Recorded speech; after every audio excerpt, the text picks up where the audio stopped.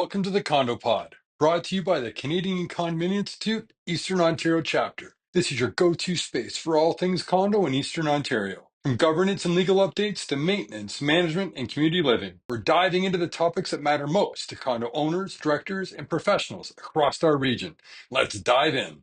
Hello, everyone. Mike Lewicki here, Director with CCI Eastern Ontario, and one of the hosts of the Condo Pod. I'm excited for today's podcast because our guest today is Ian Fortunio, who is the founder and partner of Praetorian Management Group, which is a residential and commercial property management service here in the Ottawa and Valley area, as well as a broker and branch manager with Royal LePage Team, a real estate brokerage here again in the nation's capital. Ian, welcome to the Condo Pod. Thank you very much for having me. Excellent. Now, I'm going to do a quick little disclosure here. Some of you may see this video and go, those two guys look kind of familiar sitting beside each other. I've known Ian probably for 20 years. A short 20 years. A short 20-year span. Ian and I guess, have the benefit and the joy of both working for the same real estate brokerage and management. And we are partners in Praetorian Management Group. But one of the reasons we wanted to have him on today's podcast is, as we alluded to, Ian knows real estate and knows tenancy. And as we know, many condo owners do have either tenants themselves in the condominiums or their neighbors may be a tenant because somebody has them as a landlord has a couple tenants in the building. And oftentimes there's a perception that the Condo Act and the Residential Tenancy Act are in conflict. And also by extension, and I'm going to say this, my love, I like to put out on the podcast, always give my love to the condo managers. A condo manager is not a property manager. And what we're looking for today is Ian to share his insights and experience to kind of dispel some of those myths. So really at this point, Ian, if you want to give us maybe kind of how you got into the tenancy game, kind of into the residential tenancy, give us an idea because everybody knows that's your dream as a kid to get into property management. I grew up knowing I wanted to deal with the Residential Tenancies Act in the province of Ontario. Yeah, absolutely. Well, thanks for that intro, Mike. So I got into residential tenancy mostly to try to make sure I had a paycheck. I started trading in real estate. I had left a full-time job that paid me very well and jumped into real estate and quickly found that not many agents were dealing with rentals, even investment properties, small-scale investment properties. So wanting to continue to have a paycheck and make sure that my wife continued to stay with me, I decided I would lean in hard. And it just so happened it was a pretty cool little niche that opened up many doors and added a lot of stress to my life. Yeah. Now, when you started this business with tenancy, what were some of the, I'm going to call them myths, just because we're in a shared public space. I'll use the word myths, that maybe when you came into it, that maybe some of your clients, including some of your landlords and potential tenants in condos, in general, what were some misunderstandings and myths they may have heard about residential tenancy? Yeah, it's a great question. I mean, I think the first one and the biggest one specifically dealing with residential tenancy and condos is that the Condo Act is in direct conflict with the RTA. It's simply not the way it is. It adds some complexity. It adds a couple of layers of fun and happiness and stress, but one doesn't circumvent the other. One doesn't override the other. It just means that you have another partner involved when trying to go through challenges with tenants or challenges with landlords, and that's by far the biggest misnomer out there for sure. Absolutely, and I know you and I, many of our peers, we have spirited debates about the Condominium Act and the residential tenancy. So again, Praetorian was started about a decade and a bit ago. Yeah, about 12, 13 years ago officially. I dabbled in some smaller scale property management before that, but it officially got off the ground about 13 years ago, I believe. Right. And one thing that we see in the real estate sphere and the condo sphere is that a lot of landlords in condos, and this is a term you have used, are reluctant landlords. So maybe you could speak to a bit about that and how that kind of plays into the condo environment at times. Yeah, absolutely. I mean, I think most of my clients, especially earlier on, they weren't larger scale landlords that had dozens and dozens and dozens of units. They were the reluctant landlords. So they either worked in, the foreign public service, they were military, they were, posted for work elsewhere, and they wanted a company or someone to try to ensure that their home would remain a home when they came back in 3, 4, 5, 6 years, that it would be treated with respect, and that they could ensure that it wouldn't be torn apart, we'll say. And sometimes tough to do, right? And a lot of times you're dealing with first-time landlords who don't understand things like normal wear and tear, and don't understand that, yeah, floors are going to get scratched, and walls are going to get dinged, and stainless steel appliances are sometimes going to get scratched. And that's not because a tenant is acting with malice in their heart or gross levels of stupidity. It's because life happens, and that's normal wear and tear. And just having that conversation with first-time landlords up front sometimes made the reluctance even greater.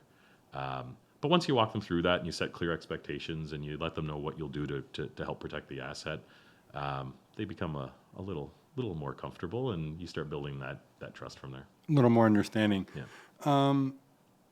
So I'm going to throw out, we got a number of topics to cover. We're going to have a great podcast on this, great topics, but I'm going to take a bit of a selfish approach at the moment and kind of throw out some perspectives that we both have heard on residential and the condominium side. Just some quick rapid fire that I know you and I have had these talks and many other people. So for example, the condominium corporation can absolutely tell my tenant they can't have a pet. There's no exceptions, right? Like that's why I should buy a condo. Ian, I should buy the condo because they can absolutely, without any other detail, just tell my tenant they can't have a pet, right? Yeah, it's just that simple. Yeah, no, absolutely not. I mean, that's where you start getting to that level of complexity and nuance. I mean, condo corps and the building manager has no contractual relationship, has no personal relationship, has no professional relationship with the tenant.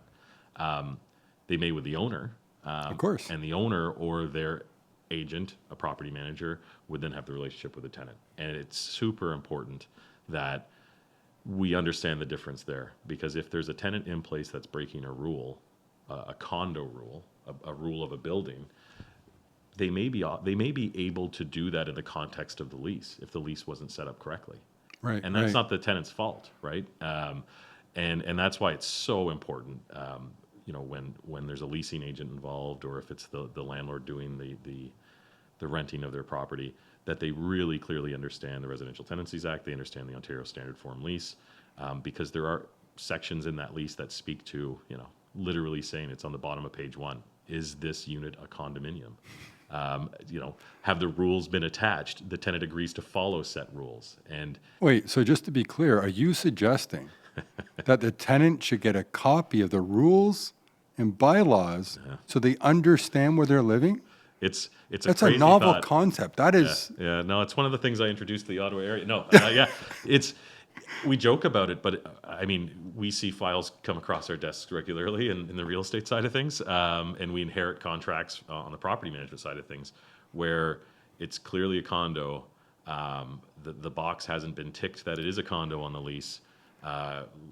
Rules haven't been shared, and then the tenant's automatically in conflict with the building. of course. And the tenant's not at fault, and the building's not at fault. It's the landlord that was, ultimately in charge of the leasing. And I mean, blame can be spread to if there's agents involved and all that fun stuff. And then equally as dangerous, and we see it all the time, there is a box tick saying it is a condo, and there's something speaking to the fact that the tenants, agree to the rules, but the rules have never been shared, and it can't be proved the rules have been shared. And that matters, especially if something's taken to the tribunal. The landlord would need to be able to prove that indeed the rules were shared and prove that transmission. Otherwise, they may be in a bit of trouble. So. Absolutely. And so to Ian's point there, and you're going to hear this a few times probably in today's conversation, Ian was referring to the tribunal, which is the landlord, the LTB, the landlord and tenant tribunal or board, which is similar to, along the same vein as the CAT, which is a condominium authority tribunal. So what we're speaking about is if there's a tenant conflict with the landlord, and this is where there's a confusion, if you have an issue with your tenant, you need to deal with them, your property manager. The condominium manager's job is not to manage your tenant, right? They'll communicate with a good property manager. There'll be a dialogue, a conversation with them or the landlord, but they're not there to manage your tenant for you. So though there is the condo authority, the CAT authority tribunal, when it comes to the tenancy concerns within the formal lease, that definitely falls within the residential tenancy, which is the LTB. Yeah, absolutely. And I mean, it's a quasi judicial system. You know, when I'm explaining it to first time landlords, I talk about how, you know, a landlord and a tenant are kind of like a brother and a sister. And sometimes there's arguments or disagreements, and no one of them can just say, well, that's the way it is. So the parent in this is definitely the landlord tenant board, a quasi judicial system. So it's not a court of law. It's not always straight line rulings. Sometimes it's based on quality of paperwork, you know, tone of emails that are being shown, and an adjudicator rules. And the only way, if you disagree with, you know, the LTB and the tribunal, the only thing you can do is appeal that to the Ontario Superior Court, and it's expensive and timely, and that's why most things are dealt with at the tribunal, and that's it. That's all. But it gets tough, and that's where the value of having a really good relationship with building managers. As a property manager, if I'm managing one unit in a tower on St. Laurent Boulevard, one of the first things I'm going to do is I'm going to introduce myself to that building manager and make sure that we're on the same side and I'm communicating as much as possible, because there are a lot of times sort of the first set of eyes and ears that are seeing the behaviors of the tenants and alerting us. And very, very important to have a good relationship with your building manager, for sure. So actually, to that point, so obviously, I mean, we know condo managers, with the new regulations, there's a lot more reporting required on them, a lot more financials, and it just keeps getting added. This is not to get political about the act, but there's more being downloaded, as with most regulatory industries, is downloaded to the frontline people.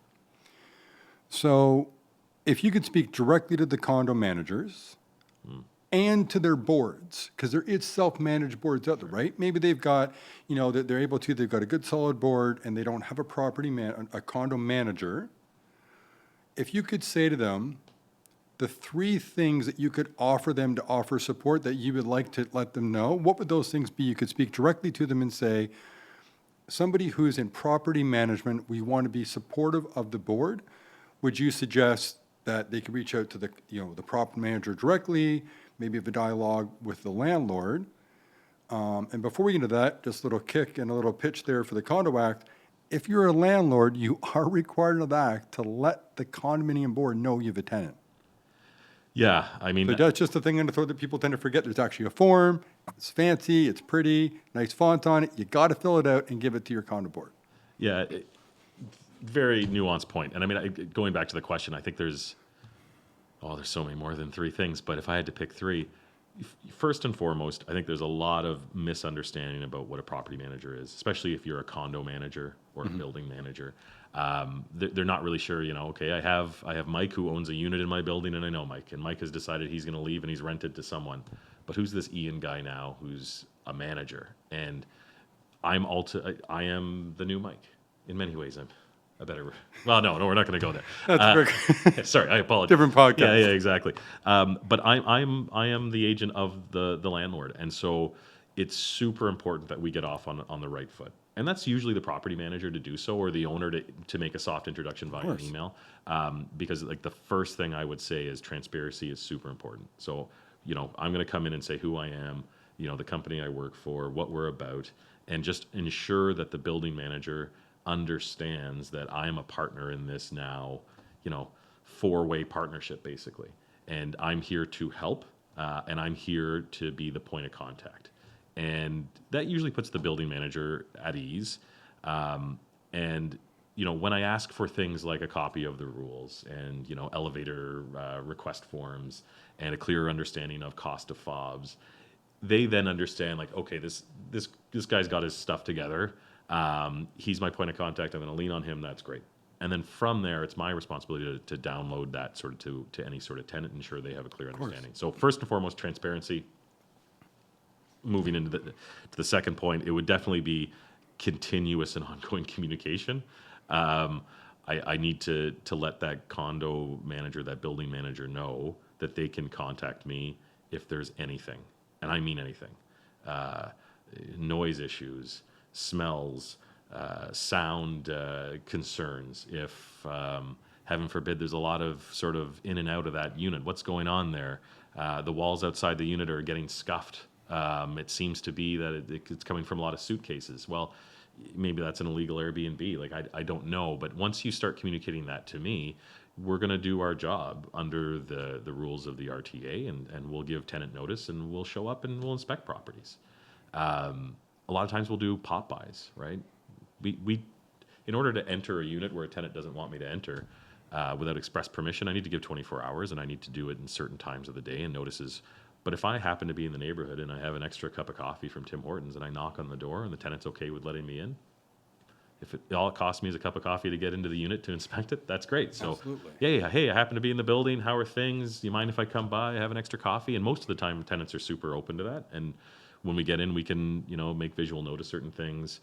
With proactive inspections, we can look at if there's, moisture under faucets or sinks to get leaks, catch leaks earlier. We do caulking once or twice a year in pretty much every unit that we manage. Yeah. But getting that communication set up with the building manager, letting them know that we're here to help, helps them know how to help us. That is the worst statement ever. Allowing the building manager to know that we're there to help enables them to feel more comfortable to contact us. The more we're contacted, the more information we have, the sharper we can be in the dealings with the tenant in terms of, what are we looking for and what are the concerns. And I mean, I think the last point to round out the top three, if condo managers would know that the RTA is very prescribed. It's very similar to the Condo Act in terms of things are written in a certain way for a reason. And if you don't have a really good understanding of the actualities versus just the words and how they're put there, you're going to misinterpret it. Like, I am not a condo manager. Right now, I don't have a license to be a condo manager. Which we're all thankful for. No, But I assure you, when I look at the Condo Act and I read it, I'm sure as heck going to be misinterpreting some things, because that's not my gig. That's not my day to day. So, if you're working with a property manager, trust that they understand the act, just like they're going to trust you understand the Condo Act, and let's work together. In order for me to get a tenant evicted, heaven forbid, because of illegal actions or because of gross levels of stupidity, which is generally what happens. I need certain documents. I need some police records. I need reports from the building manager. That will help me put my applications forward to get a hearing to then hopefully resolve the issue in terms of improving the behavior of the tenant, and worst case scenario, effectively coming to an eviction in order to protect the unit, the owner of the unit, and the building and its residents, because we understand we're part of an ecosystem when we're managing a unit within a building. And actually, that's a good segue to my next question. So we talked about, obviously, the myths people understand about condos. What do you find when you take over a condominium or you're speaking to condo owners? What do you find some of their misunderstandings are about the condo management and what their role is into supporting you? You've talked about kind of the behind the scenes, the two professions together. What do you find are some of the things that landlords are coming to you with a frustration or a pain point that maybe be a misunderstanding? About condo managers? Condo managers. Yeah, I think the biggest one on behalf of being a landlord. Yeah, the biggest one is they assume we're pulling the cart in the same direction as a property manager and a condo manager, and sometimes we're not, right? Like, my client is the owner. The condo manager serves the condo, and what's best for the condo sometimes isn't what's best for the owner of the unit, and vice versa. And so if you have a problematic tenant and that tenant is causing issue within the building, the condo manager can't go to the tenant and start fining them or just boot them out. No, they go to the owner, and sometimes the owner is very confused as to, like, well, wait a second, why is this coming to me? My property managers, give it to him and he'll give it to the tenant. Well, no, that's not how it works. The condo manager will fine or act against the owner of the unit. The property manager has interactions with the tenant. Of course. We have to kind of go through that cycle, and sometimes landlords are confused to that point about building manager, condo manager, property manager. Like, listen, I'm in Europe as an ambassador to insert country name here. Can't this just be dealt with? Well, Not really. What they're going to do is they're going to send everything to you, and hopefully I have a good enough relationship with them that they're going to CC me on that communication, because they have to send it to you. They can't just give it to me, Right. and go from there. So yeah, the assumption is we're serving the same function. We're technically not. We're friends, but we're not partners in that, if that makes any sense. But the act tells exactly if there is a concern or something within either, legal verbiage that you both have to act on it. And it Yeah. doesn't mean you're acting against the other. You're acting as required. Yeah, absolutely. And I mean, and there's some provincial legislation here in Ontario that's being proposed that puts even a larger onus on the owner in terms of dealing with criminal activity in units. And I know a lot of small scale landlords are very concerned over that, and large scale landlords, based on the fact that owners have to act, prudently in a certain amount of time, and sometimes on items that they don't have the ability to under the Residential Tenancies Act. And in those circumstances, if this law comes to fruition and if it gets pushed forward, it will only further increase the need for landlords, building managers, and property managers really to be working together, so that if there is an occurrence, the building manager is alerting the property manager jumps on it right away, the building manager provides whatever evidence they can, paperwork is filed, and it's followed up upon. Super important. Otherwise, there could be, larger fines handed against the owner of the building and of the unit. And heaven forbid, the owner of the unit then goes after the condo for saying, "Well, I wasn't alerted to this. I wasn't aware. How could I be?" Right. And legislation is only the burden of legislation is only increasing in the province, not for ill reasons, but when you have multiple acts governing multiple people, it does become a little cumbersome, and that's why we do have to work together on those sorts of things. That's true. And I always joke, people say, oh, it's gone through a couple readings, it's been vetted back and forth. Oh yeah, I say the true vetting is when it goes into law. for sure. I mean, you can put anything you want in a couple of paragraphs, subsection footnotes, until it goes into actual, enforcement. Very true. And I mean, and even like bylaws in the city of Ottawa, and I mean, we're Ottawa centric, obviously, so Yeah. shout out to the 613. But the City of Ottawa rental management bylaw, this has been in place since August of 2021.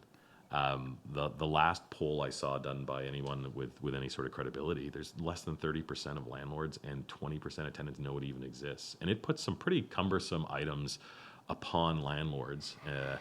And ignorance is never a really good defense when you're dealing with, a city. And ignorance is definitely not a really good defense if you're dealing with like new provincial legislation that's coming forward.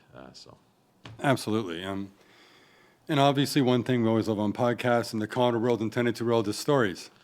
So, There are so let's start off in the positive. If you had to describe something that could have gone south, but that ended up working between you and the condo management or the condo board, right? Whether it be the president, treasurer, secretary, whatever that interaction was, and in your firm or some tenancy, what might have been a positive reaction that shows people the two roles can work together, even serving two different, mandates? Yeah, it's a great question, and I mean, unfortunately, most of the time, when property managers become involved over and above their normal inspections and rent collection and disbursements, there's a problem. But a lot of times, those problems are resolved through interactions of the property manager and a building manager, the condo manager. And so most of the stories I have related to that involve, illegal activities by a tenant, questionable action, like tenants seem to overflow toilets more than your average person. I don't know why. I don't Yes, know they do. how. I'm sure there's some statistical proof of that out there. I believe it. And when it happens, and when that additional water in the unit starts affecting other units in the building, it escalates really quick, and it becomes very costly, especially if the building might have elevated levels of asbestos. And so when we're doing a remediation afterwards, like who's covering the bill for the 3 units below? Oh, yes. And so the owner necessarily of the unit that created the problem, because the unit created the problem, it wasn't the tenant necessarily, wants to ensure that they're not paying tens of thousands of dollars. And a lot of times their insurance will cover it. with a minimum deductible, that's fine. But probably more often than not, it's the condo insurance that covers the repair, and the unit owner is asked to pay their deductible. And the deductibles for these policies, as many of you guys know that are listening to this podcast, are rather large. The unit owner usually can't bear that burden, and so the success stories are usually in working with the building managers to really understand, what was the history of maintenance in that unit? Have there been previous issues? Once we get over that, okay, it was inspected not 3 months ago, there were no issues noted. We can start pointing a finger at potentially the tenant if the tenant created the issue. If we can prove that the tenant created the issue, we have some mechanisms to bring applications to the tribunal to get that tenant to then reimburse the landlord for their costs. In this case, a $10,000 deductible on an insurance policy, something like that. So not a great exact story in terms of successes, but the successes come from the communication and the working together and piling documents. Like it's all about documentation. It's all about notes. And so I'll stop rambling on that one there. So obviously, anything you're able to share, is there any story you could share Yes. that would maybe make, like a good soap opera? Your logo could be right here. Your brand could be featured in multiple episodes of The Condo Pod, reaching condo managers, board members, and industry professionals across the region. It's the perfect way to showcase your expertise and support meaningful conversations. Be part of the voice of this rapid growing community by becoming a sponsor today. Yeah, I can talk in generalities, of course. I mean, the one that always pops when I think condos and tenants. When I get a call and it's somebody looking for our services and they let us know they're in a condo building, my first question always is, what floor is it on? And the second question is usually, if it's on the first floor, is there outside access to the unit? I have learned very quickly and on multiple occasions, I can only speak to the city of Ottawa. If you have a condo unit and it's on the main floor of a building and there's outside access to that unit. So you mean not necessarily through the lobby Not or through the through lobby. a front, Yep. Controlled access point? Yeah, absolutely. Whether it's Like a a sliding walkout balcony patio door, or- walkout patio. Yeah, Exactly. perfect. Okay. And especially if there are no cameras on the outside of the building in those areas. That property, if rented, has a high propensity to go to very entrepreneurial people. And the businesses that they potentially dabble in could involve illegal substances, could involve physical Personal acts. services? Yes. And I shouldn't be flippant about that, but it's very sad. But anytime we have a unit that is on the main floor of a condo building, has outside controlled access, specifically not a lot of cameras, there's a lot of questions that are asked, and we do a lot of vetting and a lot of warning of owners. And so the first stories that pop into my head when you ask that sort of question go to those. And once there is, people selling drugs out of a unit, people manufacturing drugs in a unit, the ramifications of that isn't just to the unit; it's to the surrounding owner occupants. No, the whole condo corporation has got, is risk to them. And heaven forbid it be to a certain scale where, certain disclosures need to be made going forward on status certificates regarding, meth labs. It's much more prevalent than many people would expect. But I mean, we're in a major city, and we know that there's a lot of entrepreneurial people. There's a lot of entrepreneurial people in Ottawa. For sure. So we have talked about, obviously, that right now it's kind of the trifecta. You've got, and I'm going to say this in the two veins because we've got managed and self-managed. We're going to say the board, right? We've got the property manager and the landlord. And we've talked about there's a shared party, which is a tenancy, right? So if we removed the property manager, the landlord at the moment, right? And there's the condo board, self-managed, professionally managed. What is some advice you could give a tenant how they can enjoy their experience in a condominium?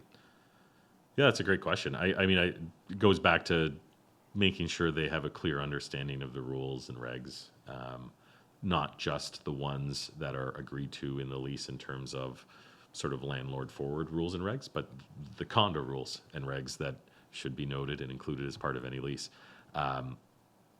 And things as minor as, times that you can throw garbage out in a garbage chute. Like, Oh, yes.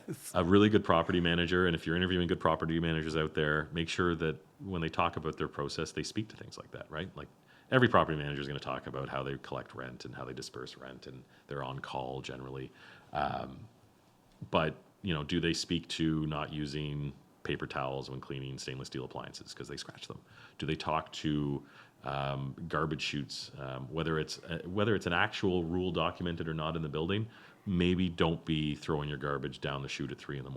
and slamming the door behind you. Do they understand move in and move out policies? Do they understand the common elements? When they Wait, I can't just show up with a moving truck on Saturday at 6 a.m. and use the elevator? Why not? Well, the RTA doesn't say you can't, so clearly you can. Yeah, no, it's move-in days and move-out dates. We know they're super fun. That is an F word we will choose for today, the word fun. And I will always shake my head about how many people want to move on July 1st in Ontario specifically. I know it's a whole other kit and caboodle in Quebec, but yeah, move in and move out. Like, you have to reserve an elevator. You have to pay for the elevator in many cases, which shocks people sometimes. And they're not always available because surprisingly, more than one person moves into a building on a given day. Very true. When you can and can't use a swimming pool. What are the rules surrounding that? The sauna, gyms. Like, it's the tenant really needs to understand that you are living with other people. That's a big part of condo living, right? You're not going to be isolated and not see people. So, what can you do to really become part of it versus a detriment to it? And we're blessed in our company. I mean, we have such great landlords and such great tenants 99% of the time, where the tenants want to add to versus take away. And a lot of the properties that we have, they want, they're putting down roots in the community. They want to be there longer term. They don't just want to be there a year or two. And that's pretty cool. It makes our job easier, but we still make sure they understand that you're representing the landlord in a weird way, right? You are. You're by extension. You're in the unit. You're part of that community. We've talked in this podcast before in condo discussions at our conference and such that each condominium corporation, whether a high-rise, mid-rise, townhouse complex, shared with commercial condominiums as well, they have their own personality. Mm-hmm. They're their own little metropolis, if you will. And that tenant wants to be part of it. What I have found as well, and I think you've seen it as well, is people often confuse, and I'm not blaming the general media, I'm just saying there'd be a confusion around it, that you have a high-rise apartment building that is a rental building beside a high-rise condominium building, which is apartment-esque. Apartment-esque. I love it. So a tenant goes, well, I lived in one of these before. I do my own thing. I leave. I go. Nobody really needs to talk to me. I don't need to have an issue. It's a tenancy thing. You know what? I know I'm not supposed to put my garbage out early, but I'm going to put it in the hallway because I'm picking it up tomorrow morning. Yeah. They don't understand that a condominium is a living community and not a transactional access like in a high-rise apartment complex, which has their own policies and procedures, a whole different conversation. Yeah. And I think that's where a lot of it comes down. Like I said, it's communication. You can't just live in the condo unit. You have to be aware you're part of a community. Yeah, 100%. And you brought up the garbage point, and I think that's such an important one. I mean, condo townhomes. Yes. Garbage, pads, timing of garbage, what happens in the winter when there's snow there. Are the tenants picking up the blue bins and the black bins in a certain amount of time? Like, these are real challenges. These are real opportunities for improvement.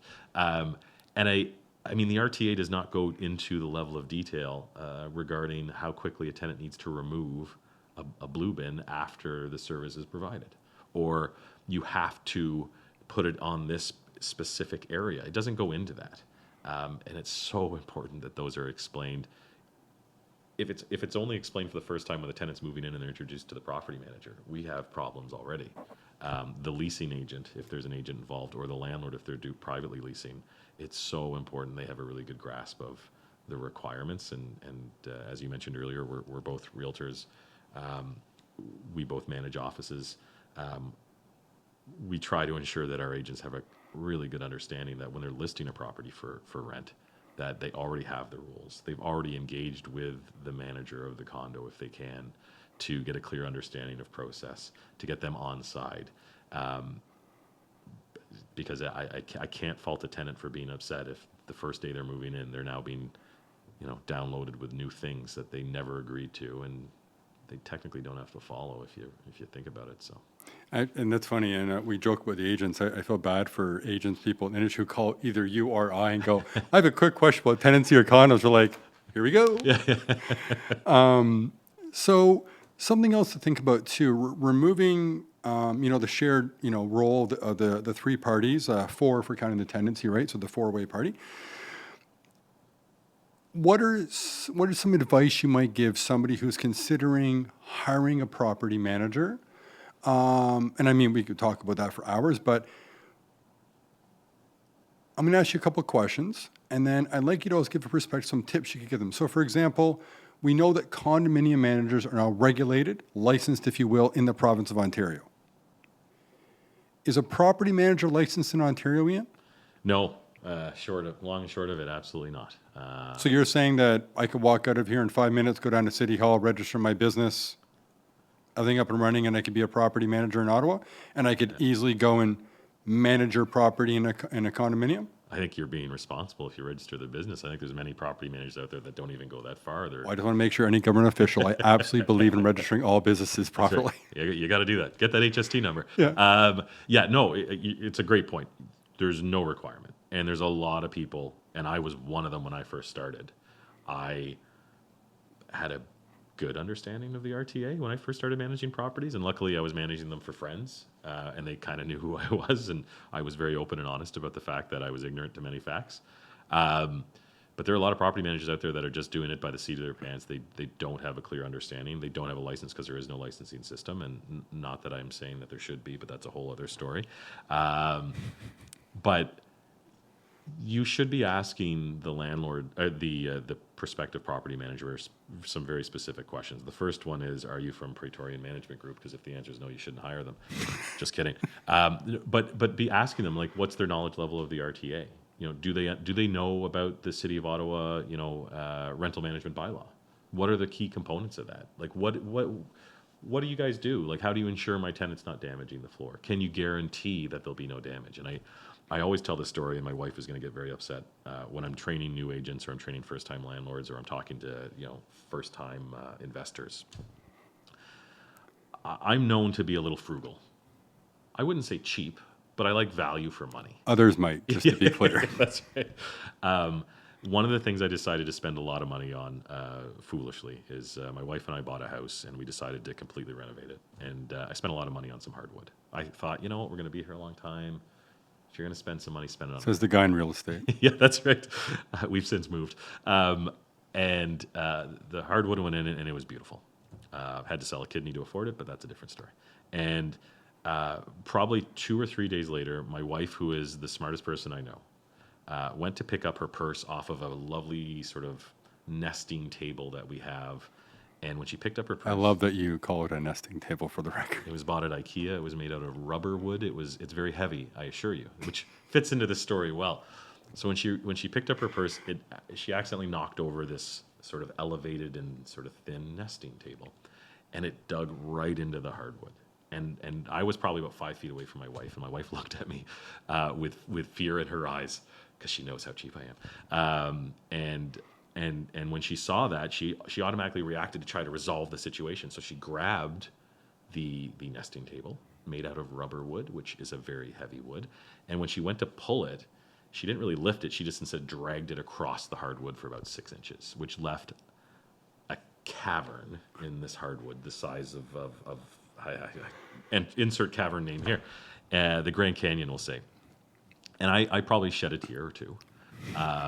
And we had a good laugh about it afterwards. A couple days later. And I always tell this story, and it's going to make sense in about a second. I talk to agents that are taking on leasing or first-time landlords, and I say, my wife is the smartest person I know, and she didn't do that with any malice in her heart. So push came to shove. If you had a tenant that did that exact same thing, that would be normal wear and tear.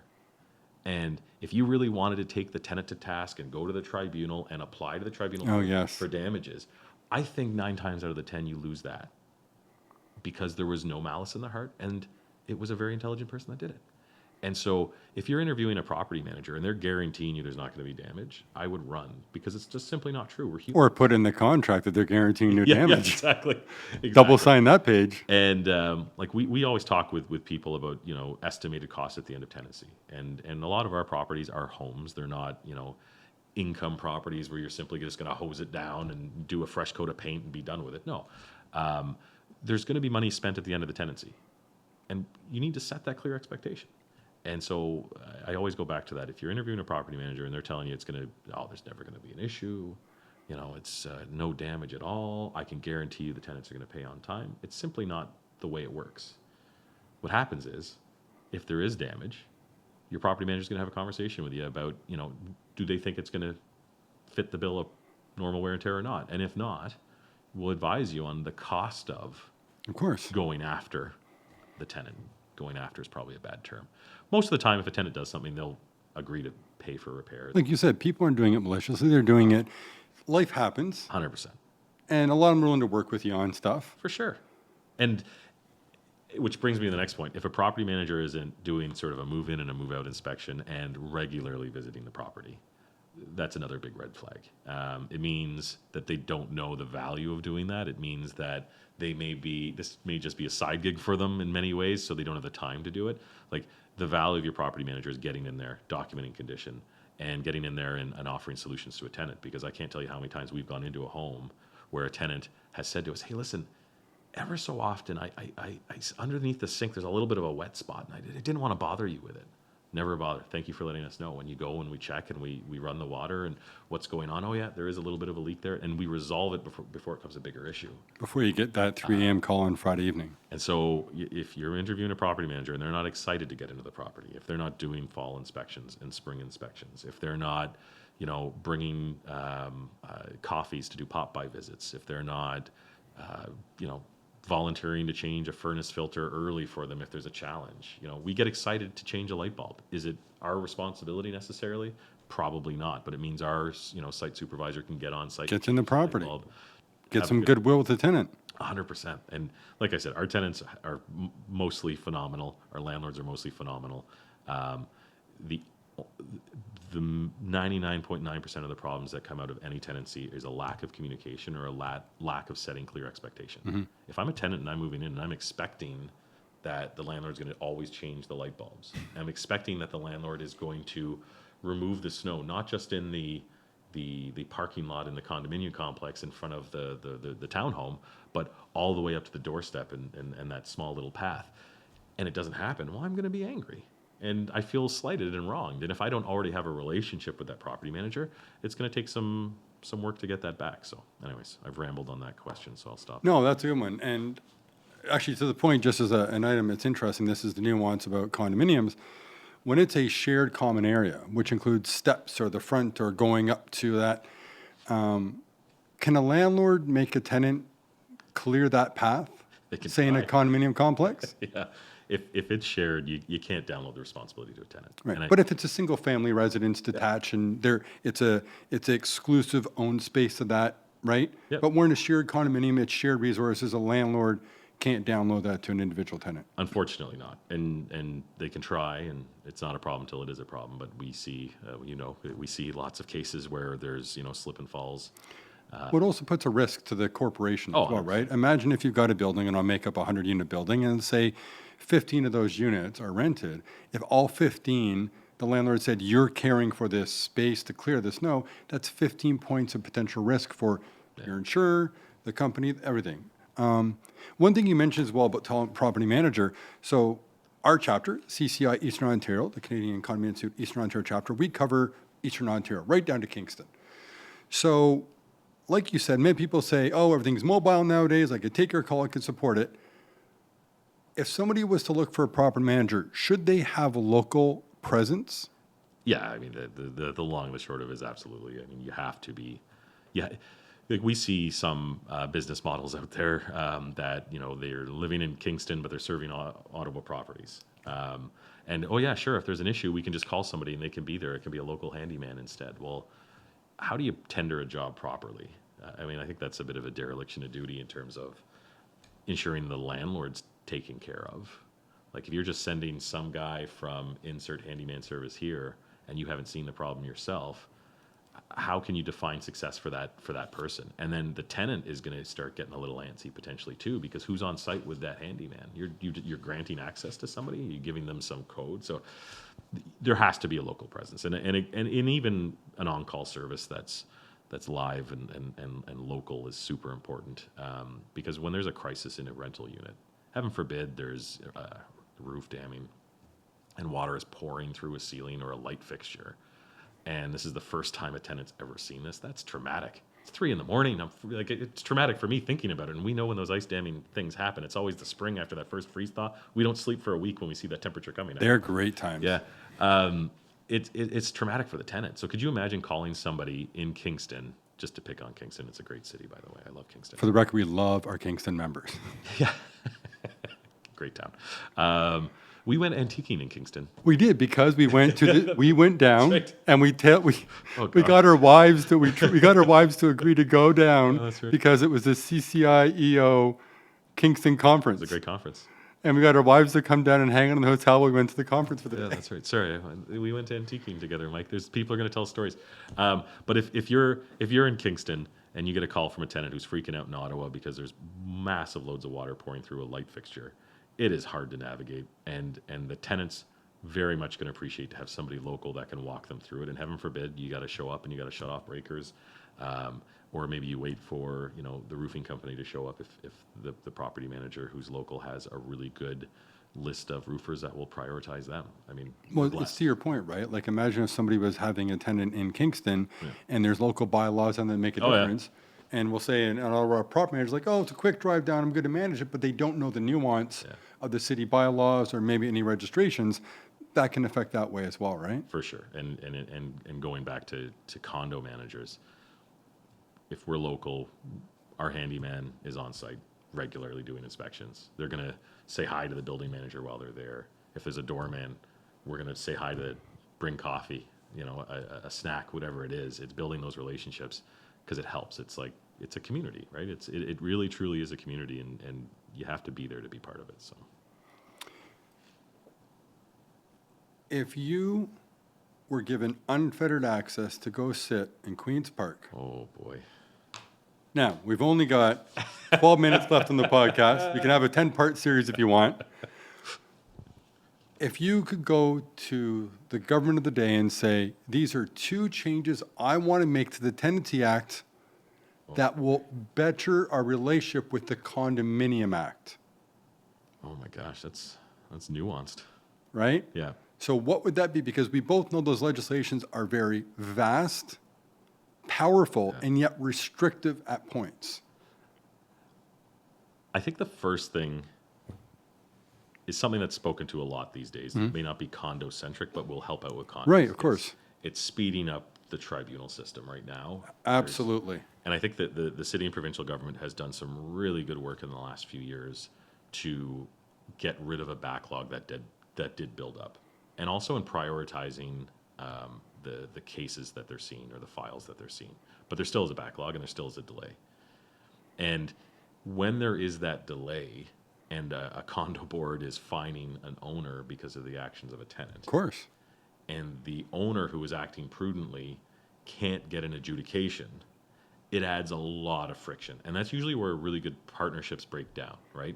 And we've worked with condo buildings that have kind of stayed fines with approval from the board based on the fact that the landlord is acting prudently. Absolutely. We've also worked with condo boards and buildings that zero tolerance. And maybe it's zero tolerance because bad experiences in the past and bad property managers and owners. There's still a lot of that. So, the question opened up with if you could sit in Queen's Park and get 2 things, whatever you want. I was very excited for that question. And then you narrowed it down to help with condo managers, and that's fine. But I think step 1 is it's speeding up that process, and we've seen some really good work on that from the existing provincial government. Condo managers get that, and condo boards, because the Condo Authority Tribunal, which is newish, is still getting their feet wet. You put an application in, you got to wait for it, got to get back and forth. So they get that. I think improving that process removes the red tape to allow people to enjoy the communities they're in. Yep. Yeah, for sure. Gives everybody a resolution. Whether it works for everybody, at least somebody has a resolution. Yeah, absolutely. And I think the second thing, somewhat related, is we're all working off of the Ontario Standard Form Lease. It's a requirement if requested by the tenant, which all tenants are doing so. It's a very cumbersome document. It's a long document. I had other words. We'll go with yours today because, again, we're being recorded. Sure. So if you have, a 20-plus page lease, and then we're adding, condo rules to it and other addendums, it's kind of like that thing that pops up in your phone. Are you going to accept these changes to the software? Most people just click yes and move forward. And we know tenants are just signing it blindly. And we know in some cases landlords are signing it blindly too, which is super scary. Let's not talk about that. I think when they were building that document, they were challenged by many different stakeholders and interest groups. I get it. I do think a review of that standard form lease is necessary. And when that's done, they definitely should look at condo-specific items in condo-specific areas. And they are in the OSL right now. Like they do speak to condos. We talked about it on page 1. And also in sort of the rules and regs at the back, they do break out other certain things. It's not as clear as it could. No, it's definitely not clear. It's not. It doesn't separate the nuance that this statement is around condos and the next one's around general tenancy. And it goes to, like, we know there's a lot of talk about rent control right now. Yes. And unfortunately, there were some bad actors in the marketplace that kind of weaponized that rent control, where they understood that there was an exemption from the rent control because it was built after a certain day and time. Right. And you have tenants moving into properties, many of them condos, because that's a lot of the new construction. Yep. And after their term, after 12 months, rents started increasing at very high rates. And it drove a conversation that, tore apart people in terms of, hey, that should be eliminated, that exemption. Or no, it shouldn't because of XYZ. And both had very valid points. And one of the things I always talked about, and I do it in the training that I do for anybody and anybody that will let me listen, is there's a lot of gray area in this stuff. So rather than getting rid of that rent control exemption, because it's there for a reason, it helps spur on construction. Well, as soon as it happened, we saw development. Rather than get rid of it, maybe utilize the lease in a better way. So instead of getting rid of it all, maybe one page of that lease has a giant stop sign that says, this unit is subject to rent control. This unit isn't subject to rent control. Make it loud and proud and put it in your face. You mean clarity on a government document? Yeah. I mean, I'm going to make a note on that one. And so if we're doing, I think a good review of that lease, we could insert certain condo-specific things in a similar fashion that really make it upfront. Because the document itself, the best lease in the world, in my opinion, is going to say, this is the landlord, this is the tenant. This is when they're moving in. This is the initial term. We can talk about term for eons, don't get me started on that, but this is the initial amount of time that the tenant is locked in, how much they're going to pay, what's included, what's not included, who to contact if there are any issues. That's the best lease in the world. The OSL expands upon that, tries to add some context, tries to explain the RTA, and it really does confuse people because it speaks to the same item in multiple spots in multiple areas. Sometimes it doesn't contradict itself, but the verbiage There's no is flow. There's really no flow. And it's like they had multiple parties go, oh, God, we got to get this out by noon. Okay, Jim, Susan, Bill, and Bob, and Hannah there. Can you just all put this into a PDF and hit print? I can only imagine the task it was to satisfy all the stakeholders.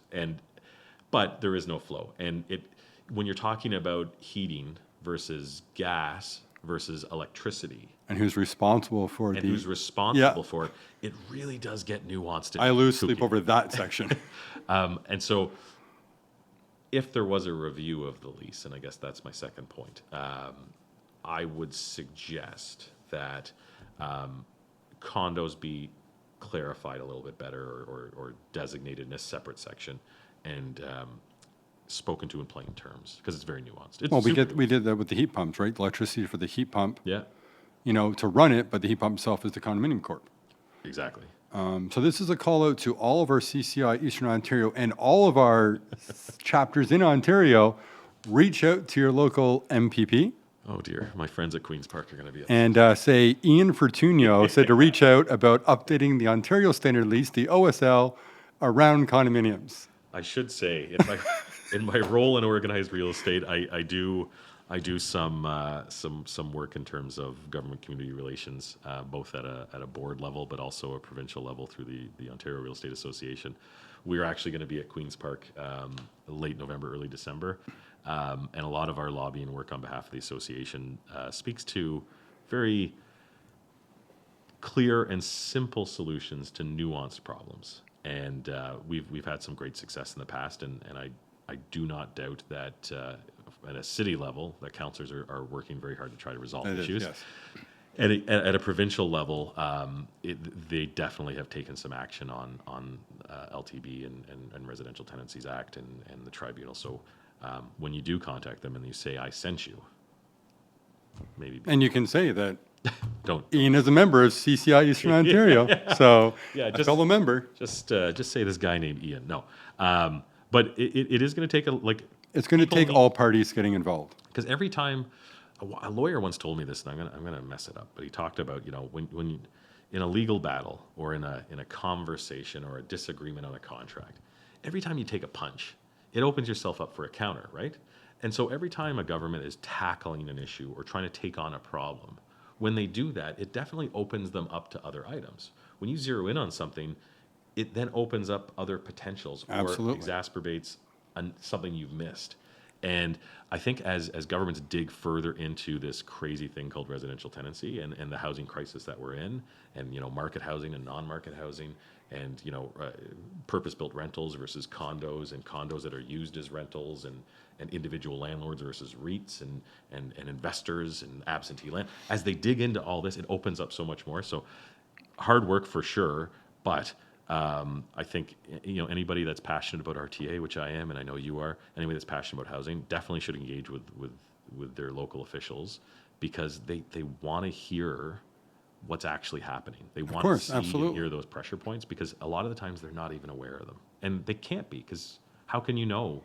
Well, they're there for the constituents. They want to hear from the constituents. So we're going to play the old radio DJ thing. Oh God. We've got about 2 minutes left. So we're going to free spin it, whatever term you want to use, whatever trendy language is out there now. Oh my God. You have 2 minutes to speak directly to the condominium world, Yeah. CCI Eastern Ontario, and all CCI chapters across Canada. 2 minutes. First and foremost, you should oust Mike Lewicki from any boards that he sits on or roles that he takes on with. No, I'm kidding. Yeah, I think a property manager isn't licensed. I know condo managers are. A property manager, in many cases, does not have a full and versed knowledge of the Condo Act. But it doesn't mean that they're not on your side and partners with you. It doesn't mean that they're not trying to achieve the same goal, which is harmonious living with multiple humans in confined spaces, which to me is a large task. Like, I would much prefer dealing with cats on a day-to-day basis. Cats are so much easier to deal with, in my not so humble opinion. So if I could speak to the condo world in general, property managers are there to help. And the more you can educate us on condos, not to say that we're ignorant, but we're not specialists, the more we can help you guys with RTA. And the RTA and the Condo Act aren't contradictory. They work in parallel with each other.